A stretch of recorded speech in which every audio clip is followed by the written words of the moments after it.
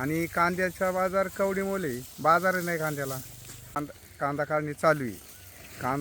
काढणी चालू असताना मजुरांचा तुटवडा होत आहे आणि अवकाळी पावसामुळं शेतकऱ्याची दांदल उडाली आहे आणि उडाली असताना लोक भेटत नाही, मजूर भेटत नाही आणि कांद्याचा बाजार कवडीमोल बाजार नाही कांद्याला. शेतकऱ्याची मोठी हालत झालेली आहे. पाठीमागच्या काळात बाजार नव्हती, लोकांचं सडलं कांदे बाराक्यांनीच. आताची तीच परिस्थिती. शेतकऱ्यांनी करायचे काय? बाजार नसल्यामुळे शेतकऱ्याची मोठी हालत निष्ठा झालेली. आणि बाजार आता ते बाराकीत न्यायचं, त्याची 2-3 वेळा ओलाड. आता ह्या आरण्यातून इथून निवडायचं, परत बाराकीत टाकायचं, बाराकीतून परत पिशीत भरायचं आणि परत मार्केटला न्यायचं. मग 3 वेळा कांदा खालीवर होते. मग ते शेतकऱ्याला परवडतच नाही ना.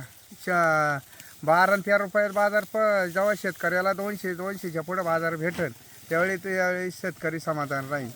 आता सध्याच्या काळात 70 आणि 80 हजार रुपये विक्री खर्च येते.